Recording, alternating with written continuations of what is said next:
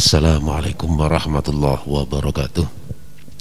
Bismillah, alhamdulillah, wassalatu wassalamu ala rasulillah Sayyidina Muhammad ibn Abdillah wa ala alihi wa sahbihi wa mawalah. La hawla wa la quwwata illa billah, amma ba'd.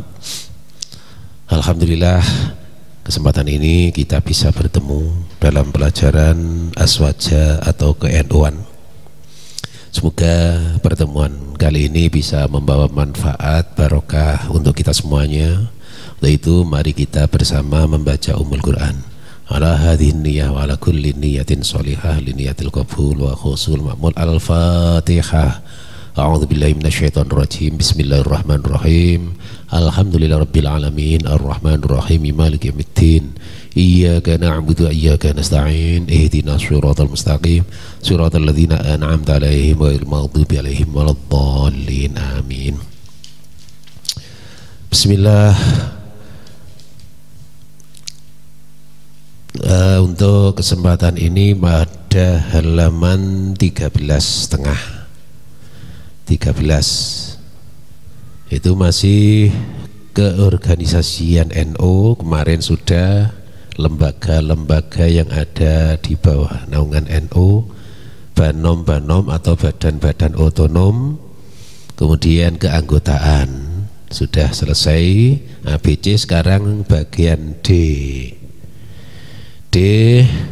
permusyawaratan dalam Nahdlatul Ulama. Organisasi NU ini ada mulai dari yang paling bawah sampai yang paling atas. Ya, paling bawah ada anak ranting, kemudian yang paling atas pengurus besar Nahdlatul Ulama PBNU. Nah, untuk organisasi ini ada pertemuan organisasi pengurus-pengurus yang disebut musyawarah. Nah, permusyawaratan dalam NU ini ada dua bentuk permusyawaratan, yaitu satu permusyawaratan tingkat nasional dan permusyawaratan daerah. Permusyawaratan tingkat nasional ini terdiri atas A, muktamar, nomor B yaitu muktamar luar biasa, dan seterusnya nanti. Yang pertama muktamar. Muktamar adalah permusyawaratan tertinggi dalam organisasi NU. Muktamar ini diselenggarakan oleh PBNU. PBNU pengurus besar Nahdlatul Ulama. Ini sekali dalam 5 tahun. 5 tahun sekali. Muktamar ini dihadiri oleh pengurus besar tingkat pusat, pengurus wilayah itu tingkat provinsi, dan pengurus cabang tingkat kabupaten, tingkat kota, dan juga utusan luar negeri atau PJI. Ini yang menghadiri muktamar se-Indonesia. Ya, sebagaimana yang telah dilaksanakan pada 5 tahun yang lalu, yaitu muktamar ke-33. Muktamar ke-33 itu tahun 2015. Ini bertempat di Jombang. Tentunya anak-anak juga telah tahu di Jombang yang dipusatkan di alun-alun untuk pembukaan dan penutupannya. Untuk kegiatan-kegiatan berbagai macam ini dibagi menjadi beberapa pondok pesantren besar di Jombang. Anak-anak tentu harus tahu bahwa Jombang ini disebut kota santri. Jombang kota santri karena ini ada pondok-pondok pesantren di Kabupaten Jombang ini banyak sekali. Yang besar ini ada 4. Ini mengelilingi kota Jombang. Coba kita perhatikan untuk di daerah Jombang, ya, atau Jombang ke timur, ini ada pondok besar namanya Darul Ulum. Darul Ulum itu di Rejoso, Peterongan, Jombang. Dan kalau di arah selatan, selatannya kota Jombang, itu Pondok Tebu Ireng. Di Tebuireng, Cukir, yang di sana ada makam pahlawan yaitu Mbah Hasyim Asy'ari, Kiai Wahid Hasyim, dan ditambah Mbah Yai Abdurrahman Wahid atau Gus Dur. Ini 3 makam pahlawan yang dimakamkan di Tebuireng. Kemudian baratnya kota Jombang ada namanya Mambaul Ma'arif Denanyar. Di Denanyar ini ada makam pahlawan juga, yaitu Mbah Kiai Bisri Sansuri, termasuk 3 serangkai pendiri NU. Biasanya ada gambar ya di kantor-kantor atau di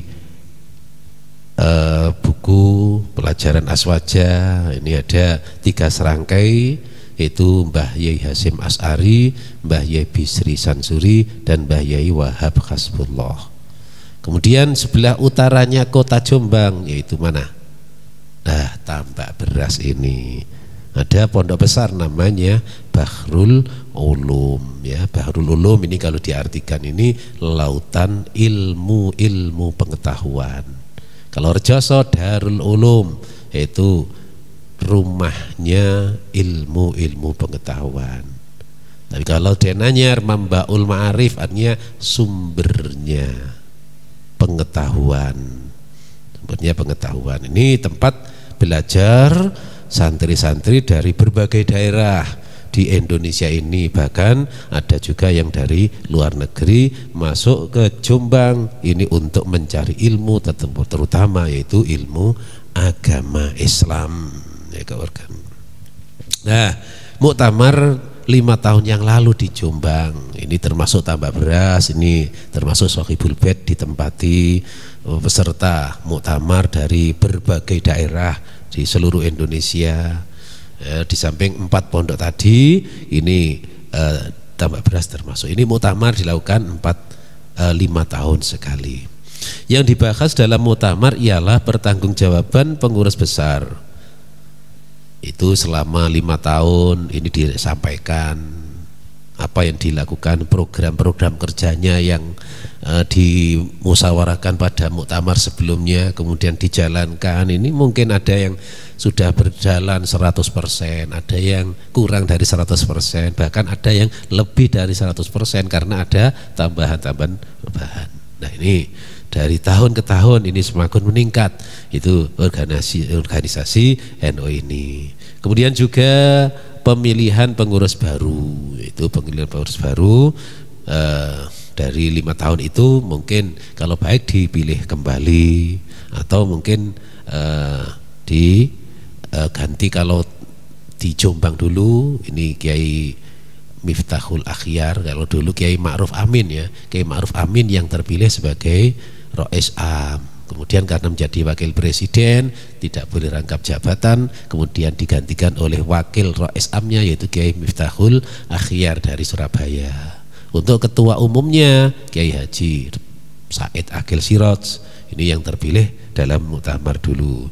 Kemudian membahas anggaran dasar dan anggaran rumah tangga NU dan pokok-pokok program kebijakan NU. Ini dibahas di dalam 5 tahunan oleh pengurus besar Nahdlatul Ulama. Ini semestinya akhir tahun 2020 ini muktamar berada di Sumatera, tapi karena saat ini masih pandemi COVID-19 maka ini ditunda menunggu sampai nanti suasananya menjadi normal ya. Ini makanya kita doakan ya, semoga musibah atau ujian berupa corona ini segera berakhir sehingga bisa kegiatan apa saja termasuk kegiatan kita yaitu belajar bisa tatap muka di madrasah seperti semula. Orang tua kita bekerja di mana saja ini juga dengan baik, dengan tidak ada kekhawatiran, tidak ada hambatan, ketakutan dan lain sebagainya. Ini untuk tahun ini segera nanti kalau sudah normal akan dilaksanakan muktamar. Muktamar luar biasa. adalah diselenggarakan untuk menyelesaikan masalah-masalah nasional atau masalah-masalah yang tidak diselesaikan dalam permusyawaratan lain. Ini luar biasa, misalnya karena ada satu dan lain hal yang ketua umumnya misalnya ada permasalahan, ada masalah, maka ini ada dilaksanakan luar biasa, muktamar luar biasa. C. Konferensi besar atau disebut konbes. Konferensi besar ini merupakan permusyawaratan tertinggi setelah muktamar. Konbes atau konferensi besar ini dihadiri oleh pengurus besar dan pengurus wilayah ya, tingkat provinsi, tidak dihadiri oleh tingkat kabupaten cabang, mulai PW sampai PB saja. Konbes ini membicarakan pelaksanaan keputusan-keputusan muktamar dan mengkaji perkembangan organisasi serta peranannya di tengah masyarakat. Nah, ini biasanya dari muktamar itu kemudian dilaksanakan, merumuskan apa yang menjadi keputusan di dalam muktamar itu. Atau ada yang kalanya sebelumnya, ini juga ada sebelumnya. D. Musyawarah Nasional Alim Ulama atau Munas. Musyawarah Nasional Munas Alim Ulama ini diselenggarakan oleh PBNU, oleh pengurus besar Syuriah, untuk membicarakan masalah keagamaan. Musyawarah Alim Ulama ini dihadiri oleh para alim ulama, pengasuh pondok pesantren dan tenaga ahli baik dari dalam maupun dari luar pengurus Jamiah Nahdlatul Ulama. Musyawarah nasional ini biasanya sekitarnya muktamar, sebelumnya dikatakan Munas. Rapat koordinasi nasional atau Rakornas ini diselenggarakan oleh PB untuk melaksanakan koordinasi atas suatu masalah atau kewajiban organisasi yang mendesak. Rapat koordinasi nasional atau Rakornas ini dihadiri oleh PB dan PW, di tingkat pusat dan tingkat wilayah. Nah, ini yang tingkat nasional, tingkat pusat. Selanjutnya yang kedua, permusyawaratan tingkat daerah. Tingkat daerah ini terdiri atas A. Konferensi wilayah atau Konferwil. Konferwil adalah permusyawaratan tinggi untuk tingkat wilayah atau tingkat provinsi. Ini dihadiri oleh pengurus wilayah dan utusan pengurus cabang yang ada di daerahnya. Konferensi wilayah ini membicarakan pertanggungjawaban pengurus wilayah, kemudian menyusun rencana kerja selama 5 tahun, lalu memilih pengurus baru dan membahas masalah-masalah keagamaan serta kemasyarakatan. Kalau tadi PBNU disebut muktamar, kalau di tingkat wilayah disebut konferwil, ya, tingkat cabang nanti konfercap, ya, konferensi cabang. Jadi konferwil. B. Musyawarah kerja wilayah atau muskerwil. Musyawarah kerja wilayah ini diselenggarakan oleh pengurus wilayah. Musyawarah kerja wilayah membicarakan pelaksanaan keputusan-keputusan konferensi wilayah serta membahas masalah keagamaan dan kemasyarakatan. Nah, ini biasanya dilaksanakan di antara muktamar dan muktamar berikutnya, antara konferensi wilayah dengan konferensi 5 tahun berikutnya. Ini terkadang ini ada yang tiap tahun dilaksanakan musyawarah kerja ini untuk musyawarahkan di tingkat wilayah, tingkat cabang ya gitu, cabang, tingkat MWC ada musker MWC. Kemudian C. Konferensi cabang. Ini adalah permusyawaratan tinggi untuk tingkat cabang.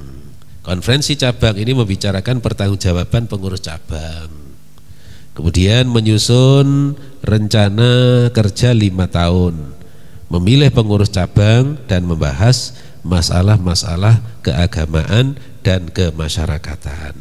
Di konferensi cabang ini dilaksanakan tingkat kabupaten atau tingkat kota madya. Kalau di sini Kabupaten Jombang. Ini dulu untuk konferensi cabangnya di Tebuireng. Nah, ini terpilih sebagai Rois Suriahnya Pak Kiai Haji Nasir Abdul Fattah Tambak Beras. Kemudian ketua Tanfidiyahnya itu Kiai Haji Salmanuddin Yazid MPDI, itu dari Pondok Pesantren Babus Salam Kali Bening Mojo Agung. Ini cabang. Latlu musyawarah kerja cabang atau muskercap ya, muskercap. Kalau tadi konferensi itu pemilihan ya, memilih dan juga program-program kerja, rencana kerja. Ini konferensi cabang 5 tahunan. Kalau muskercap ya, ini diselenggarakan oleh pengurus cabang. Muskercap ini membicarakan pelaksanaan keputusan-keputusan konferensi cabang serta membahas masalah keagamaan dan kemasyarakatan. Biasanya dilakukan ada yang 1 tahun sekali, seperti cabang Jombang ini tak 1 tahun sekali dilaksanakan muskercap. Diprogramkan selama 1 tahun ini apa saja yang diprogramkan, yang dilaksanakan. Oh, ini misalnya dilaksanakan pada bulan Januari. Oh, program ini dilaksanakan pada bulan Februari selama 1 tahun. Nah, ini muskercap. Kemudian F, konferensi majelis wakil cabang ya, konfer MWC. Konferensi majelis wakil cabang adalah permusyawaratan tertinggi untuk tingkat majelis wakil cabang. Konferensi majelis wakil cabang ini membicarakan pertanggungjawaban pengurus majelis wakil cabang, pengurus MWC. Kemudian menyusun rencana kerja 5 tahun atau program kerja atau kegiatan-kegiatan yang akan dilaksanakan selama 5 tahun. Kemudian memilih pengurus majelis wakil cabang, dipilih dan membahas masalah-masalah keagamaan dan kemasyarakatan. Ini juga 5 tahun, semuanya ini 5 tahunan. 5 tahun mulai dari pusat sampai tingkat ranting. Ini selama 5 tahun program kerjanya ini dilaksanakan antara satu pertemuan selama 5 tahun dengan yang lainnya. Ini ada musyawarah atau musker. Kemudian G, musyawarah kerja majelis wakil cabang atau musker MWC. Musker MWC, musyawarah kerja majelis wakil cabang ini diselenggarakan oleh pengurus MWC NU.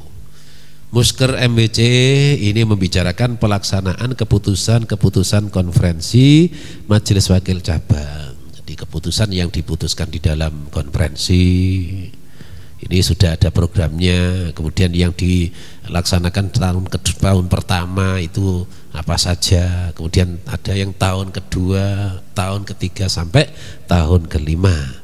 Ini diprogramkan. Mungkin ada yang sama terus ya. Misalnya bagian dakwah, ini pengajian nggak ada hentinya di tingkat desa, di tingkat kecamatan. Nah, ini terus-terusan dilaksanakan pengajian untuk memberi kesempatan bagi warga NU untuk mendapatkan ilmu, mencari ilmu. Karena mencari ilmu ini adalah merupakan kewajiban bagi kita semuanya orang Islam. Serta membahas masalah-masalah keagamaan dan kemasyarakatan. Yaitu keagamaan, yaitu tentang apa yang dilaksanakan dalam hal-hal yang terkait dengan agama. Misalnya sekarang ini dalam masa pandemi ini sholat dengan pakai masker, itu gimana? Nah, dengan ditutup masker seperti ini. Ini ada yang mengatakan, wah tidak boleh itu pakai masker. Ini karena apa? Ini masker ini adalah bagian dari wajah. Tapi sebagian yang mengatakan, oh tidak apa-apa ditutup dengan masker. Karena yang harus nempel ke tempat sujud ini adalah ini muka, jidat depan ini. Di anggota sujud ini ada 7 ya. Ada 7, yang pertama jidat. Hidung, kalau hidung ini sunnah.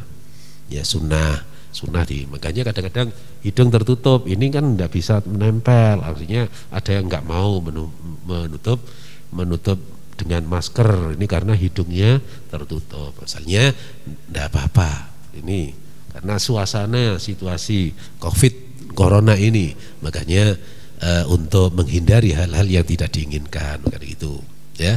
Jadi anggota sujud itu ada 7, wajah, kemudian 2 tapak tangan, kemudian 2 lutut, dan yang terakhir 2 tapak kaki, yaitu mancat ketika sujud ya, ibu jari ya ini mancat sehingga telapak kaki ya, tapak kaki itu diwakili oleh minimal ibu jari kaki ini memanjat atau mancat ya, sehingga 7 anggota termasuk hidung ini. Nah, ini termasuk pembahasan tentang keagamaan ya, keagamaan. Makanya ini diperbolehkan jadi menutup dengan masker wajah asalkan ini hidung atau mulut dengan masker, atau misalnya tidak ditutup sekiranya aman ya tidak apa-apa kalau kita sholat di dalam sekeluarga atau lingkungan ya, lingkungan hanya musola di sekitar kita, hanya keluarga atau tetangga dekat, kalau aman dari penyakit corona ya tidak apa-apa. Kemudian ada masalah lagi, misalnya dalam suasana yang seperti ini ketika sholat ini itu jaga jarak. Kalau dulu sholat ini kan harus rapat antara satu jamaah dengan jamaah yang lain. Sawu sufufakum, rapatkan dan luruskan dan rapatkan barisan. Biasanya imam mengatakan begitu, diluruskan ya, lurus, ada softnya itu dan dirapatkan. Nah kalau sekarang gimana? Kalau sekarang karena kondisi COVID seperti ini tidak dirapatkan, diberi jarak. Tentunya di musola masjid sampean kan begitu. Ada yang jarak diberi lakban, keramiknya diberi lakban. Jarak 1 meter. Nah, ini gimana? Ada memang yang nggak mau, nggak usah gitu. Ini yang baiknya itu rapat.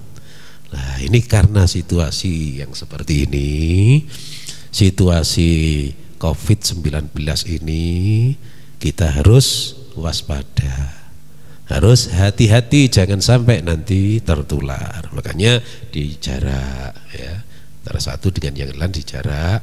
Karena ketika Jumatan gimana? Jumatan kadang-kadang tidak muat ya, gimana?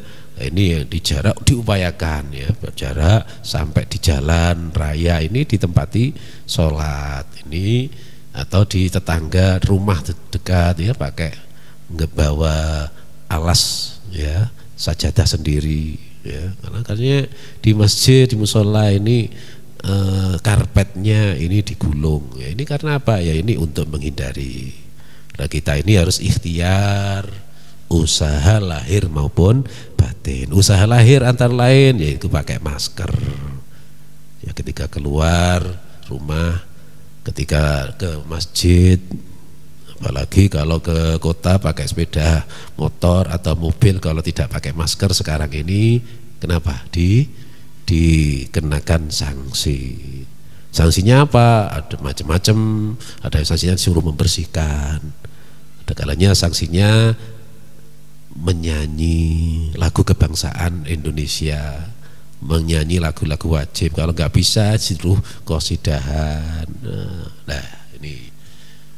Kemudian yang kedua yaitu jaga jarak tadi. Yang ketiga yaitu cuci tangan dengan sabun. Ini ikhtiar usaha lahiriah yang harus kita lakukan ya, kita mengikuti pada anjuran dari para ulama, kita ikuti anjuran dari pemerintah ya. Makanya saat ini masih terus berkembang, tambah saja yang sakit corona. Makanya itu kita harus hati-hati jangan sampai ketularan.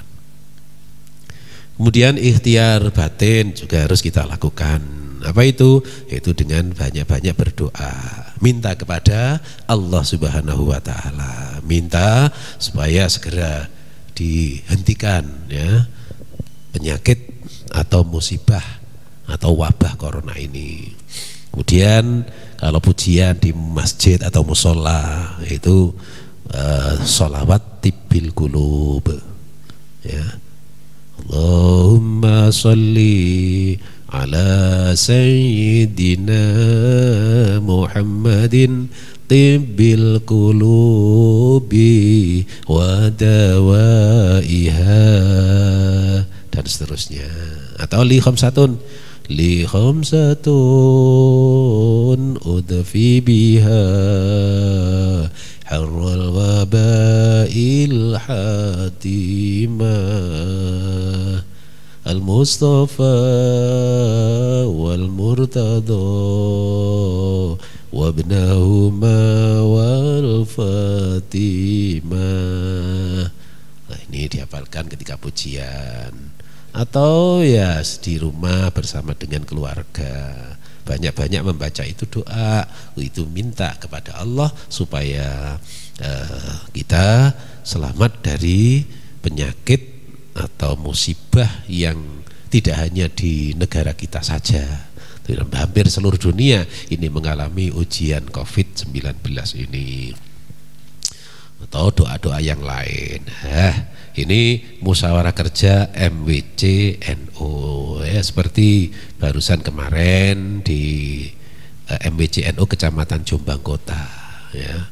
Di seluruh pengurus MWC NU dan ranting-ranting sekecamatan Jombang bersama pengurus lembaga, ya, lembaga dakwah, lembaga takmir masjid, lembaga perekonomian, lembaga perwakafan, lembaga falakiyah dan lain sebagainya, ini bermusyawarah di aula Masjid Sengon Jombang ini. Ini ya gitu, mengevaluasi program-program kerja yang dicanangkan pada waktu konferensi MBC dulu.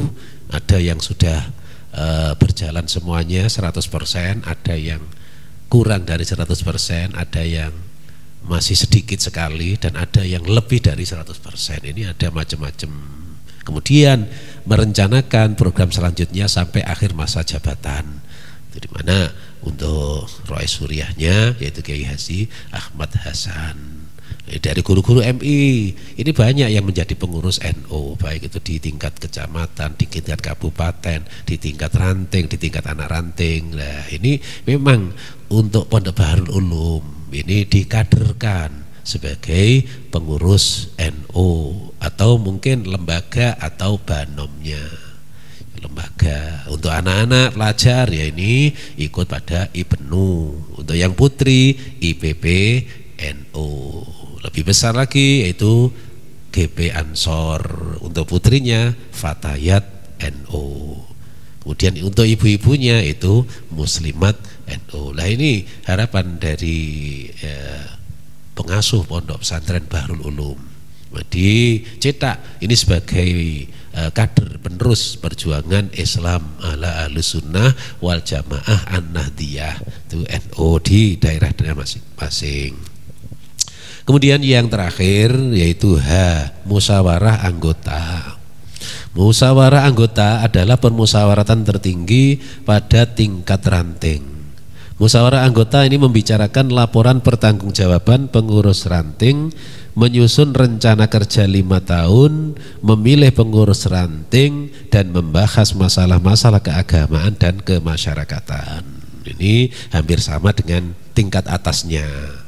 Kalau tingkat atasnya istilahnya itu konferensi. Di konferensi ini tingkat MWC, ke atasnya konferensi cabang, atasnya konferensi wilayah. Yang paling atas namanya muktamar. Kemudian untuk yang tingkat desa atau tingkat kelurahan namanya musyawarah anggota. Ya, musyawarah anggota ini ya untuk memilih pengurus baru selama 5 tahun. Nah, ini anak-anak semuanya, nah ini untuk pelajaran aswaja bab ini sistem keorganisasian ini sudah selesai. Untuk selanjutnya yaitu pertanyaan uji kompetensi yang kedua. Uji kompetensi yang kedua ini berilah tanda silang huruf A, B, C atau D pada jawaban yang paling benar. Ini sampai ada 23 soal. Kemudian ini supaya dipelajari. Kemudian yang B itu isilah titik-titik di bawah ini dengan benar. Ada nomor 20. Oh, yang tadi yang pilihan ganda ada 25 soal ya. Sampai pada halaman 17 ada 25 soal. Yang nomor ke-25, lembaga yang bertugas menghimpun atau mengelola dan mentasarufkan zakat lah, ini yang ke-25. Kemudian yang B yaitu isilah titik-titik di bawah ini nomor 26 sampai nomor 35, ada 10 soal. Kemudian C, jawablah pertanyaan di bawah ini dengan benar dan jelas. Dimulai dari sebutkan hak-hak anggota NU, 37 sebutkan kewajiban, sampai nomor 40 sebutkanlah permusyawaratan Nahdlatul Ulama di tingkat daerah. Nah, ini supaya dikerjakan untuk pelajaran mendatang ini diserahkan kepada guru faknya masing-masing ya. Jadi nanti untuk bagian pertama yang uji kompetensi halaman 15 ini cukup dijawab jawabannya saja. Misalnya nomor 1 ya, berilah tanda silang itu ya. Nahdlatul Ulama adalah organisasi yang memiliki kepengurusan di tingkat nasional hingga titik-titik A, B, C atau D. Nah, ini tinggal anak-anak memilihnya. Misalnya anak-anak memilih A, ya ditulis A gitu aja, tidak usah ditulis soalnya. Ya, misalnya anak-anak menganggap yang B, ya ditulis B, dan seterusnya. Saya kira sudah jelas ya. Untuk A jumlahnya ada 25 soal, cukup ditulis abjadnya A, B, C atau D saja. Setelah itu diberikan kepada guru faknya. Untuk putra kepada saya, kemudian untuk putri itu kepada Ibu Hajah Hindun. Sampai ya selama 1 minggu ini. Syukur-syukur langsung dilaksanakan besok ya. Saya beri waktu besok supaya dikerjakan itu selama hari ini, hari Rabu, Kamis sore, ini paling akhir Kamis sore, supaya dijawab, diberikan kepada guru fak ya, kepada nomor HP-nya. Untuk putra kepada saya, untuk putri kepada Ibu Hajah Hindun. Sekian, mari kita akhiri dengan bacaan Al-Quran. Semoga pertemuan ini bisa membawa manfaat barokah bagi kita semuanya. Al-Fatihah. A'udzubillahi minasyaitonirrajim. Bismillahirrahmanirrahim. Alhamdulillahirabbil alamin. Arrahmanirrahim. Maliki yaumiddin. Iyyaka na'budu wa iyyaka nasta'in. Ihdinas siratal mustaqim. Siratal ladzina an'amta 'alaihim ghairil maghdubi 'alaihim waladdallin. Amin. Bismillahirrahmanirrahim. Allahumma inni astaghfiruka ma 'allamtanihi farduhu ilayya 'inda hajati ilaihi wa la tunsinihi ya rabbal alamin. Allahumma inni astaghfiruka ma 'allamtanihi farduhu ilayya 'inda hajati ilaihi wa la tunsinihi ya rabbal alamin. Allahumma inni astaghfiruka ma 'allamtanihi farduhu ilayya 'inda hajati ilaihi wa la tunsinihi ya rabbal alamin. Wassalamualaikum warahmatullahi wabarakatuh.